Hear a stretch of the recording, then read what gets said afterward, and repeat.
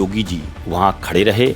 अतीक अहमद जी का जब काफिला निकला तो मतलब एक अपराधी के काफिले को जाने दिया और सांसद महोदय को रोक दिया गया। ये कहा सकता है कि समाजवादी पार्टी के समय में जो एक विशेष जाति से आता है उसको लाइसेंस मिल गया था ये सब करने का, कि वोट बैंक की राजनीति केवल अपराधियों को बढ़ावा देती है। अब के समय में और 2017 के पूर्व के समय में जमीन और आसमान का अंतर है। हीरो कोशिश करता है कि गवाह को वहां तक पहुंचाए और गुंडे बीच में गवाहों को मार देते थे। तो क्या ऐसा पहले भी उत्तर प्रदेश में होता था? इंडियन जुडिशरी के अंदर अगर इतने केसेस के भंडार लगे हुए हैं तो भंडार ऐसे तो नहीं लगे हैं कि महिला आरक्षण बिल में अगर विरोध किया जाने लगे तो आप समझ सकते हैं कितने वो महिलाओं के प्रति सम्मान पूर्वक दृष्टि रखते हैं। जो क्राइम से रिलेटेड एडवोकेट हैं, हंसी के भाषा में वो बोलते हैं कि जब से सरकार आई है तब से हमारे काम में थोड़ी मंदी आई है।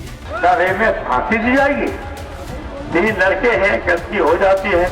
क्या इस तरीके का बयान देना कहीं ना कहीं अपराध को बढ़ावा देने जैसा नहीं है? जिनको उत्तर प्रदेश के अंदर धरती पुत्र कहा गया, अगर उनका ऐसा बयान नहीं होता तो उनकी बहू यानी कि डिम्पल यादव जी के साथ जिस तरीके की बात एक मौलाना के द्वारा कही गई वो नहीं होती। तो जब मुखिया की ये भाषा हो तो उसके जो वक्तव्य हैं वो पार्टी स्तर के निम्न कार्यकर्ता के पास जाएंगे और वो अपराध को जन्म देंगे। उत्तर प्रदेश में यादव और मुसलमान का नाम कहीं आता है तो समाजवादी पार्टी ऑटोमेटिक इतना तेज एक्टिवेट होती है जैसे पता नहीं कौन सी राजनीतिक क्लास इन लोगों को दी गई है। 2012 से 17 और 2017 से 26 बहुत बड़ा अंतर। इस वक्त उत्तर प्रदेश में बदायूं केस की चर्चा हो रही है। दरअसल बदायूं केस 2014 में होता है। 2014 में जो 2 शाख की लड़कियों के साथ घटनाक्रम होता है उसमें कई यादव लोगों का नाम सामने आता है और किस तरीके से उस पूरे केस को घुमाया जाता है। आज नोएडा से लेकर लखनऊ तक तमाम पोस्टर उस कृत्य के लगे हुए हैं क्योंकि कुछ झूठे आंकड़ों के जरिए सरकार को घेरने की कोशिश हुई थी कि यहां पर महिलाओं के अपराध बढ़े हैं। उन आंकड़ों को लेकर हम बातचीत करेंगे। एनसीआरबी के आंकड़े क्या कहते हैं, कितना क्राइम ग्राफ कम हुआ है या बढ़ा है, इस पर भी चर्चा करेंगे। हमारे साथ 2 पैनलिस्ट मौजूद हैं। एक तरफ हमारे साथ अंकित मिश्रा हैं जो अधिवक्ता है हाईकोर्ट के, दूसरी तरफ संतोष तिवारी जी हैं जो कि वरिष्ठ पत्रकार हैं और क्राइम को ये 1996 से कवर कर रहे हैं और इन्हें अब दिखता कम है क्योंकि क्राइम कवर करते करते उसका खामियाजा भी इन्हें भुगतना पड़ा। लखनऊ में एक सेक्स रैकेट की खबर इन्होंने चलाई थी जिसके बाद कुछ गुंडों ने इनके ऊपर हमला भी किया और इनकी आंखों में मिर्च डाल दी, इनको जान से मारने की कोशिश भी की गई, उस पर भी जिक्र करेंगे और यह भी बताएंगे कि इनके दौर में 96 से लेकर अब तक कितना बदल गया है उत्तर प्रदेश, इस पर भी चर्चा होगी। तो सबसे पहले हम अधिवक्ता महोदय के पास आते हैं और पूछते हैं कि आखिरकार क्या कुछ चीजें हो रही हैं और जो आंकड़े हैं वो क्या दर्शाते हैं। बहुत बहुत स्वागत है आपका अंकित जी। धन्यवाद आदित्य जी। देखिए आदित्य जी, आंकड़े जो भी होते हैं वो हमेशा सच्चाई को बताने का प्रयास करते हैं। ऐसा भी हो सकता है कि आंकड़े बढ़े, एफआईआर ज़्यादा हों, लेकिन एफआईआर ज़्यादा होने का मतलब ये नहीं होता है कि क्राइम रेट ज़्यादा हो गया। कभी ऐसा होता था इसी प्रदेश के अंदर कि क्राइम रेट ज़्यादा था, एफआईआर नहीं होती थी। तो अगर आज के दौर में अगर लोगों के अंदर ये जागरूकता आई है, महिलाओं के अंदर ये कॉन्फिडेंस आया है, वो अपने और उनका परिवार सबसे बड़ी चीज़ अगर इस चीज़ में साथ देता है कि नहीं अगर आपके साथ गलत हुआ है और आप जाए, हम भी साथ चलते हैं और थाने में जाके अगर हम ये उसको लेके मुकदमा कराते हैं तो निश्चित ही इसका मतलब ये नहीं होता है कि एफआईआर होने का मतलब क्राइम रेट बहुत बढ़ गया। एफआईआर होना एक बहुत ही पॉजिटिव साइन होता है उस हर व्यक्ति के लिए जिसके साथ अन्याय हुआ होता है। अब अगर हम बात करें तो क्या केवल एफआईआर होना ही एक सॉल्यूशन है? तो ऐसा नहीं है। आज की डेट में अगर आप देखेंगे तो 2024 में अगर देखा जाए तो लगभग 8.7% रेप की कमी आई है उत्तर प्रदेश के अंदर। डाउरी से रिलेटेड अगर मामले देखे जाए तो उसमें भी एनसीआरबी के डाटा के हिसाब से कमी आई है, लेकिन कमी आई है और उसके साथ अच्छी चीज़ ये है कि लोगों को न्याय जल्दी मिल रहा है। फास्ट ट्रैक कोर्ट्स बनी हुई हैं, वुमेन हेल्पलाइन नंबर 1090 बना हुआ है। ऐसी तमाम ये सरकारी योजनाएं हैं जिससे महिलाएं बिना किसी बाधा के और बिना किसी हेजिटेशन के वो सरकार तक या पुलिस तक, प्रशासन तक अपनी बात को पहुंचा सकती हैं। ठीक है, तो ये कहा जा रहा है कि आंकड़ों, मतलब एफआईआर आंकड़े तो दर्शाते हैं, लेकिन एफआईआर हो रहे हैं तो इसका मतलब है सपा सरकार में तो एफआईआर होती नहीं थी, ऐसा वकील साहब कहना है। हमारे साथ वरिष्ठ पत्रकार हैं संतोष तिवारी जी हैं, इन्होंने क्राइम को बहुत करीब से कवर किया है, तो आप बेहतर बता पाएंगे। आपको दिखाई कम देता है, हमने ऐसा सुना?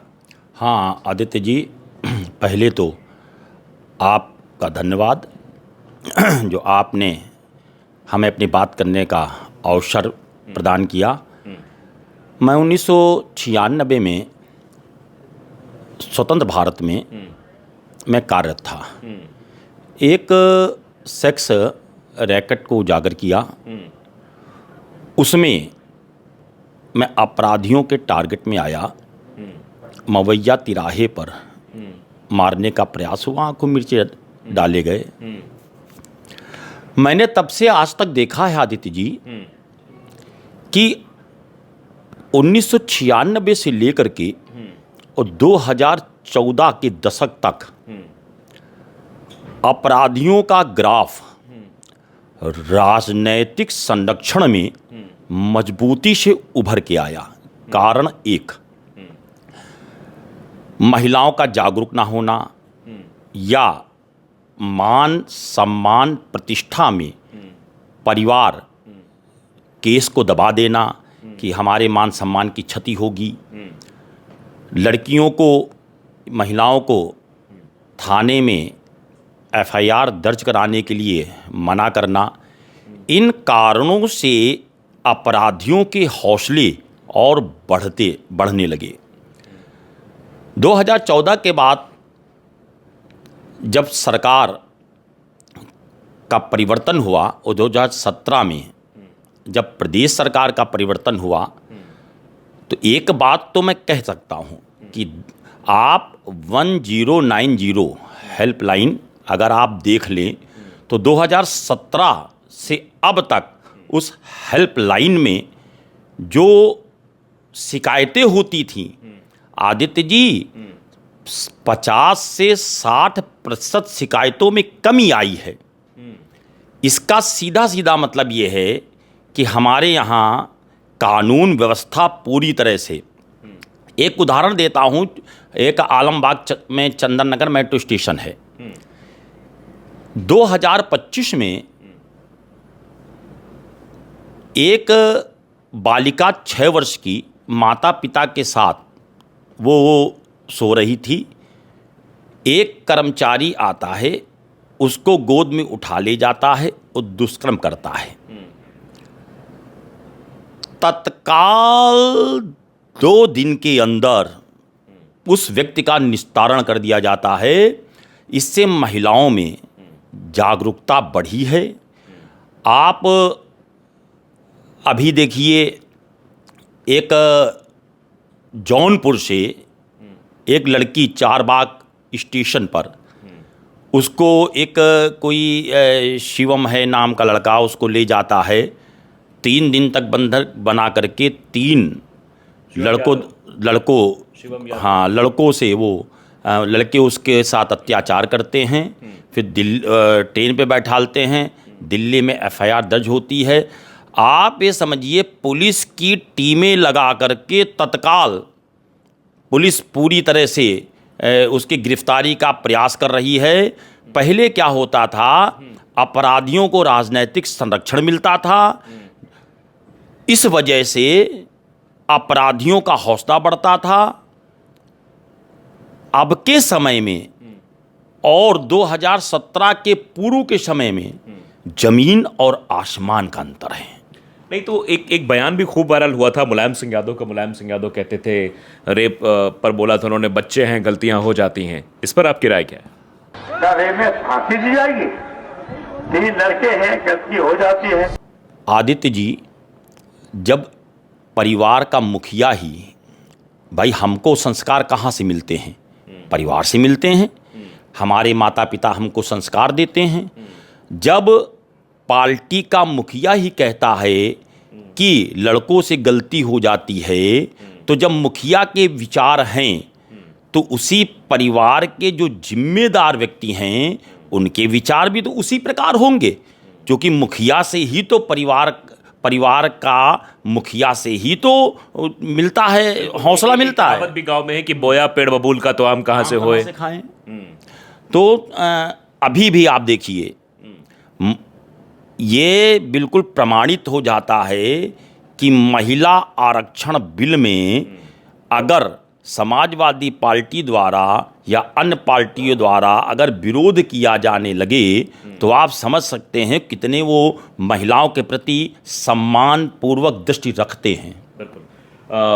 मैं अंकित जी आपके पास आऊँगा। अंकित जी, आप देख रहे हैं क्योंकि आप अधिवक्ता हैं और केसेस देखते हैं, आज के दौर में और पहले के दौर में जो भी केसेस अभी आ रहे हैं उनको कैसे देखते हैं आप? महिलाओं पे उत्पीड़न को लेकर हो या फिर एनसीआरबी के जो आंकड़े आए हैं उसको लेकर अगर हम चर्चा करें, केरल में इतने ज़्यादा केसेस हो रहे हैं, जहाँ की लिटरेसी रेट बहुत ज़्यादा है।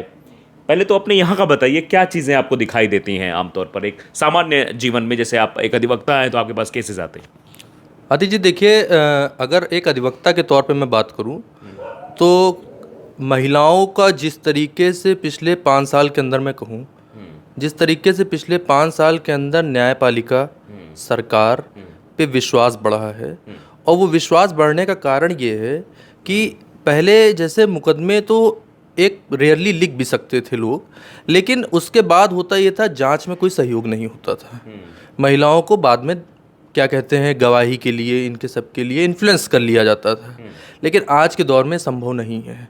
आज के दौर में अगर कोई महिला एक बार भी प्रशासन से इस बारे में चर्चा कर ले तो उसकी जो भी सुरक्षा वो कर सकते हैं उसको कराते हुए उसको माननीय ये न्यायालय तक ले जाके उसे न्याय दिलाने का काम सरकार व न्यायालय दोनों मिलजुल के करते हैं। कहते हैं फिल्में जो है समाज का आईना होती हैं, और फिल्मों में देखा भी गया था कि जब भी कोई ऐसी घटना हो तो उसमें ले जा रहे हैं तो हीरो कोशिश करता है कि गवाह को वहाँ तक पहुँचाए और गुंडे बीच में गवाहों को मार देते थे। तो क्या ऐसा पहले भी उत्तर प्रदेश में होता था? देखिए, अगर इंडियन जुडिशरी के अंदर अगर इतने केसेस के भंडार लगे हुए हैं तो भंडार ऐसे तो नहीं लगे हैं।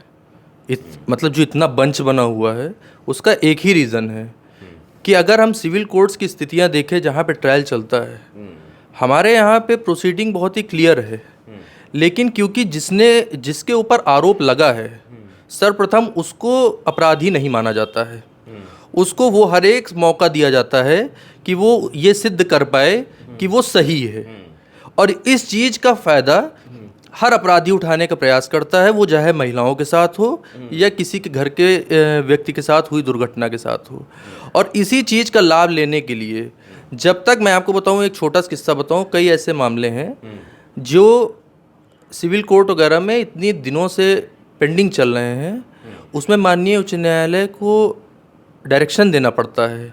यानी जब विक्टिम जाते हैं तो माननीय न्यायालय के द्वारा ये डायरेक्शन दिया जाता है किसी 6 महीने, 8 महीने या 4 महीने में। तो अब आप सोचिए, जो चीज़ अगर किसी की गवाही पिछले 1.5 साल से रुकी हुई थी जिसकी वजह से पूरा मुकदमा लिंगर ऑन था, अब उसी ये हाई कोर्ट के एक डायरेक्शन से उसी मुकदमे में इतनी तेज़ी आती है कि 8-10 दिन के अंदर ही डेट लगना शुरू हो जाती, जो डेट पहले 1.5 महीने में लगती थी। और 1.5 महीने में उन्होंने एक हाजिरी माफ़ी डाल दिया या कुछ भी कर दिया तो उसके साथ ही जो है वो मामला लंबा खिंचता जाता था।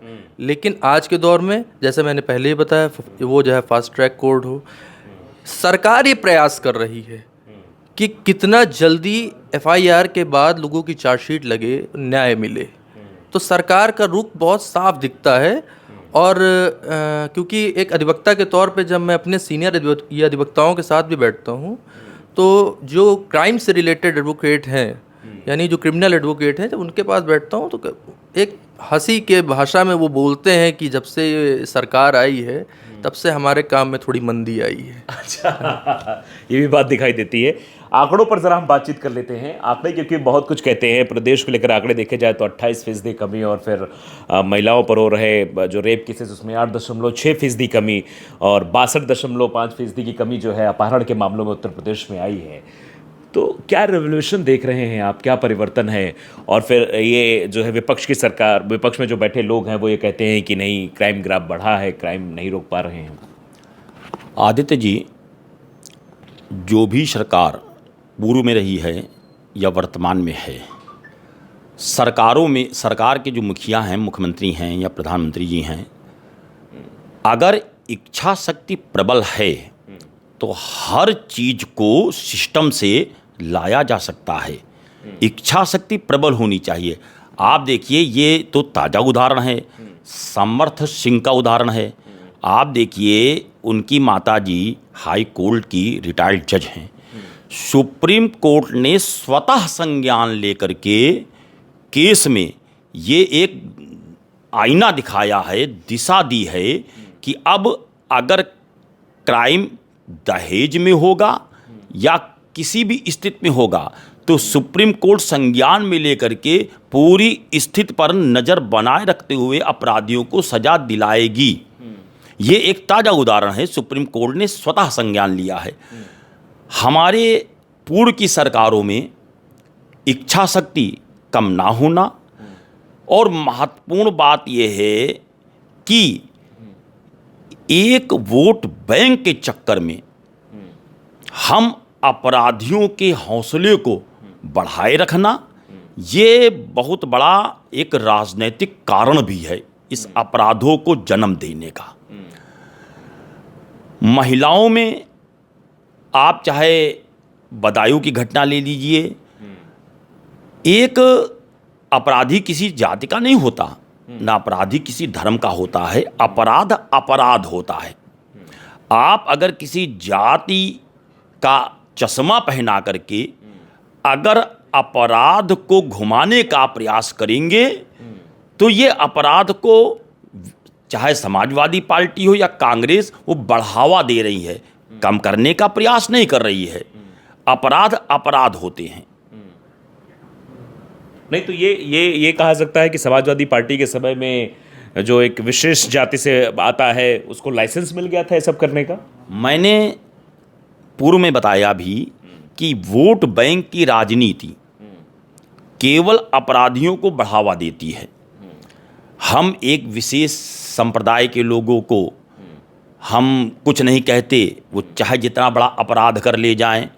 आपको बता दूं कि हमारे मुख्यमंत्री जी सांसद हुआ करते थे, उनका अपना काफिला निकला, सांसद महोदय योगी जी वहाँ खड़े रहे, बल्कि वो सांसद पार्लियामेंट के और एक माननीय के रूप में अतीक अहमद जी का जब काफिला निकला तो मतलब एक अपराधी के काफिले को जाने दिया और सांसद महोदय को रोक दिया गया।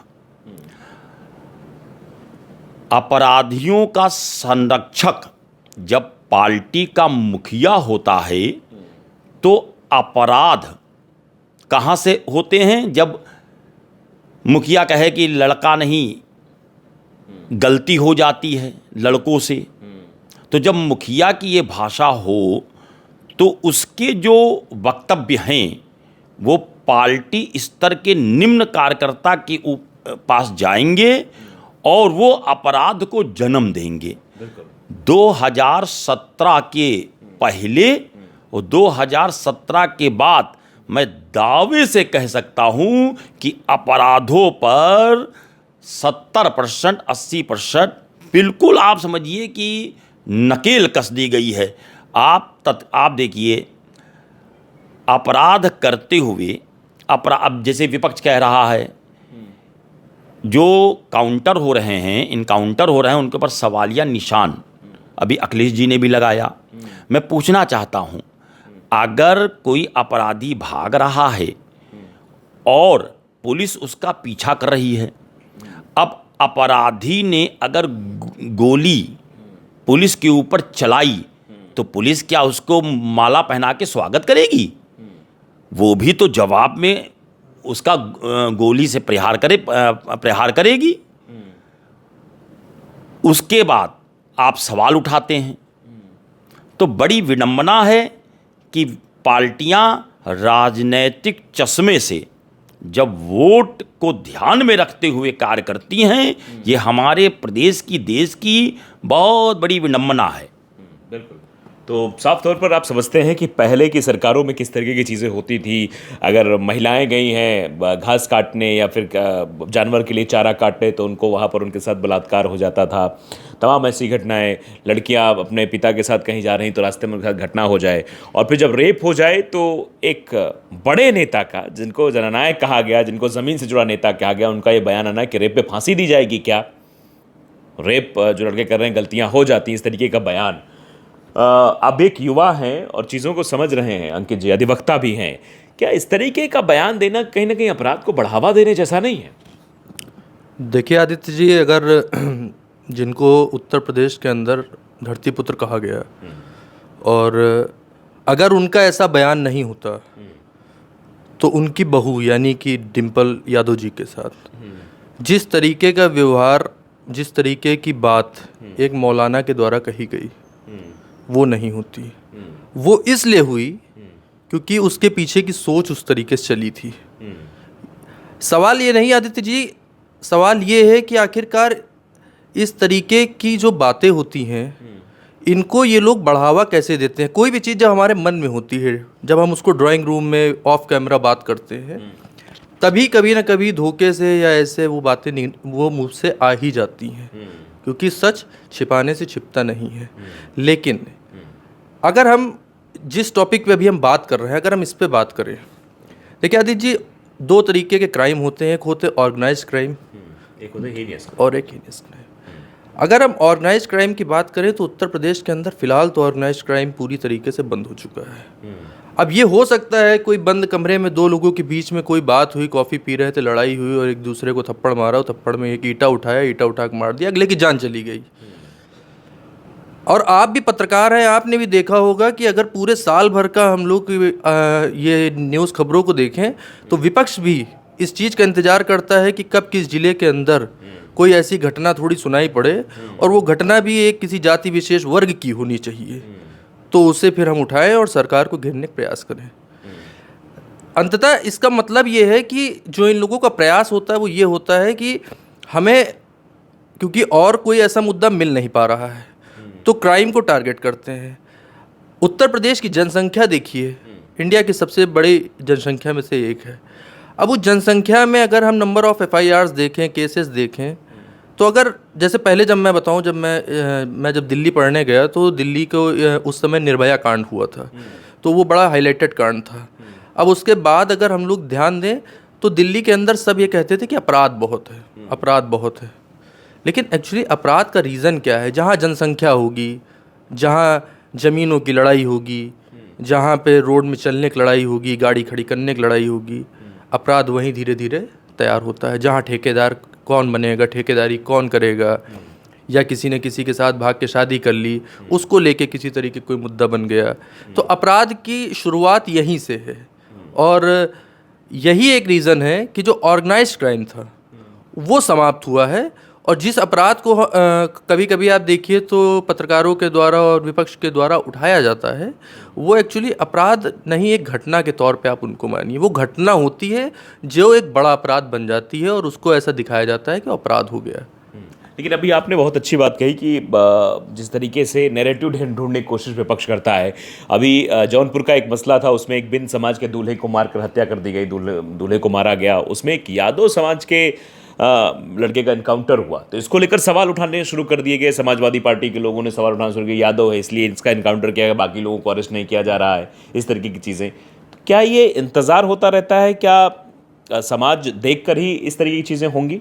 देखिए, अगर मैं खुले मन से कहूँ, फ़िलहाल मैं एक अधिवक्ता के रूप में बैठा हूँ तो मुझे ज़्यादा राजनीतिक बात नहीं करनी चाहिए, लेकिन अगर मैं राजनीतिक बात पे जाऊँ तो दो तरीके से इन बातों को देखा जाता है कि अगर कोई अपराध हुआ, मतलब ये विपक्ष किस तरीके से अपराध को उठाता है। अगर कोई अपराध हुआ, मानिए किसी दलित परिवार के साथ हो गया, तो वो दलित परिवार के साथ अगर अपराध हुआ तो वो उसके पीछे ये ढूंढते हैं कि क्या कोई ब्राह्मण परिवार ने किया है, क्या कोई क्षत्रिय समाज ने किया है, या कोई सामान्य वर्ग का ऐसा परिवार है जिसने किया है। अगर उसने किया है तो उस अपराध की जो मापदंड हो जाते हैं वो काफ़ी बड़े माने जाते हैं। लेकिन उसी समाज के अंदर, यानी दो दलित समाज के अगर लोग आपस में लड़ गए, एक दूसरे की अगर हत्या कर दिए किसी भी वजह से, तो वो उसको कोई जगह नहीं मिलती है। क्यों? जान तो वहाँ भी गई है, जान तो यहाँ भी गई है, तो आखिरकार जान किसकी कीमती है? जान उस इंसान की कीमती है या जान जाति की कीमती है? और अगर आप दूसरी तरफ देखें तो अगर मैं जैसे कि देखता हूँ कि अभी किसी का इनकाउंटर हुआ, वो यादव निकला, ठीक है। उत्तर प्रदेश के दो बड़े माफिया जिनका नाम अभी दादा ने लिया, उनकी अगर हत्या नहीं, अगर वो इस दुनिया में अब नहीं रहे, तो उसमें भी सरकार का एक प्रोपेगेंडा बताया गया। आखिरकार मुसलमान और यादव को उत्तर प्रदेश की सरकार क्या करे? अगर वो कुछ करें तो क्या हाथ में हाथ डाल के बैठ जाएं? मतलब अगर उत्तर प्रदेश में यादव और मुसलमान का नाम कहीं आता है तो समाजवादी पार्टी ऑटोमेटिक इतना तेज एक्टिवेट होती है, जैसे पता नहीं कौन सी राजनीतिक क्लास इन लोगों को दी गई है कि यादव और मुसलमान, मतलब वोट बैंक को अगर आप ध्यान दें, ऐसा नहीं है। सामान्य वर्ग से भी जिसके पास कोई मुकदमा होता है किसी तरीके से, अगर वो उसके ऊपर कोई कार्रवाई शुरू होती है, सरकार उसको भी दंडित कर रही है। लेकिन मतलब वजह ये है कि अखिलेश यादव ट्वीट किसके लिए कर रहे हैं, यहाँ से उनकी मानसिकता झलकती है। रायबरेली की है, आप दो उदाहरण ले लीजिए, आपने उन न्यूज़ों को कवर भी किया था। एक कांड सरेनी में हुआ था, एक कौशाम्बी में हुआ था।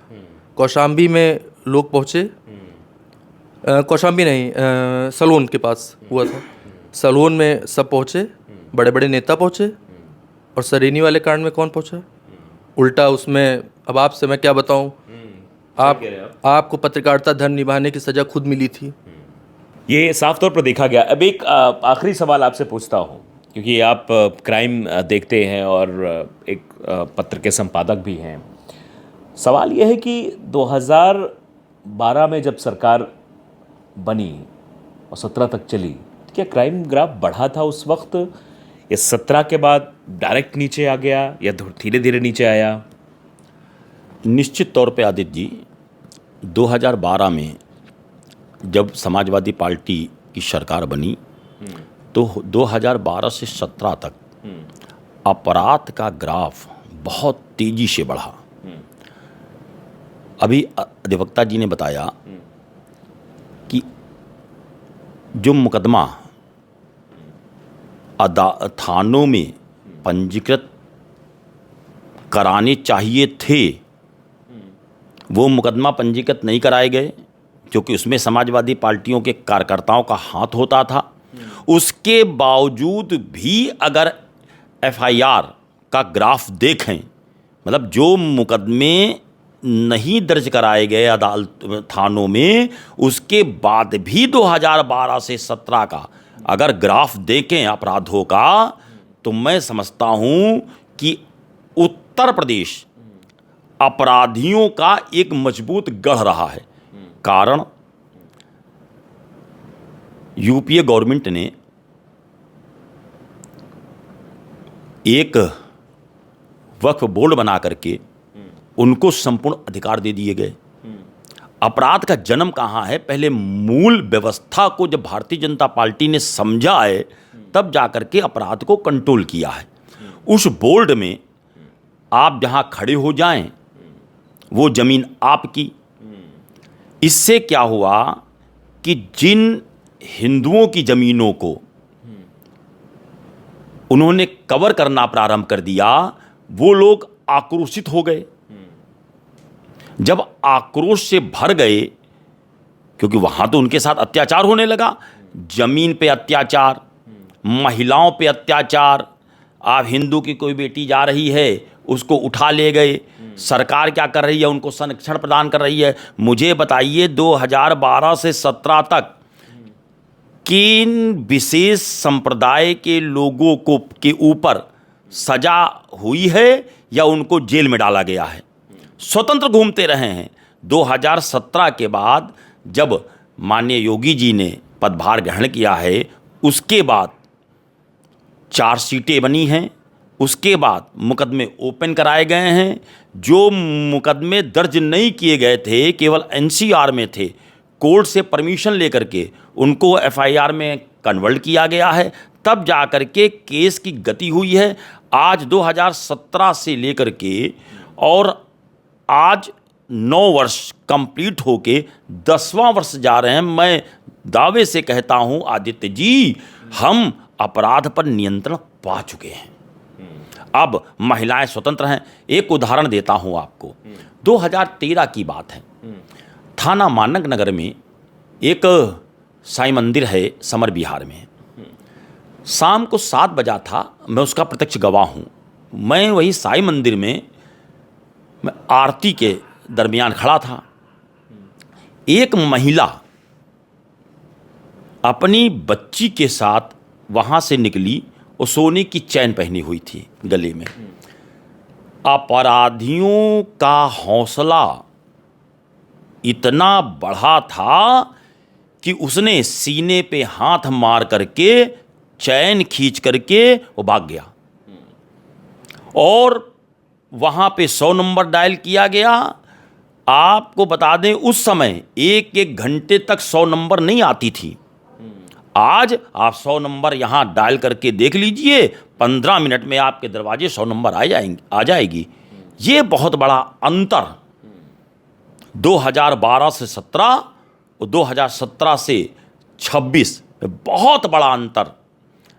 फिर कहता हूं, अगर इच्छा शक्ति मजबूत है तो हम हर व्यवस्थाओं पर नियंत्रण पा सकते हैं। बस हम एक विशेष संप्रदाय के वोट बैंक के चक्कर में ना पड़े। बिल्कुल। तो साफ तौर पर आज हम आंकड़ों पर बातचीत कर रहे थे। आप दोनों का बहुत बहुत शुक्रिया हमारे साथ जुड़े। एनसीआरबी के जो आंकड़े 2024 के आए, वो अपने आप में बहुत कुछ कहानी बयां करते हैं। वो बताते हैं किस तरीके से महिलाओं में अपराध में कमी आई है। 62.2% अपहरण में कमी आई है। 28.5% कमी आई है जो रेप की घटनाएं हो रही हैं। तो ये कमी ये दर्शाती है कि सरकार की इच्छा शक्ति, जैसा आपके अभी वरिष्ठ पत्रकार ने बताया कि इच्छा शक्ति अगर सरकार की है तो वाकई में वो चीज़ें पटल पर दिखाई देती हैं, धरातल पर दिखाई देती हैं।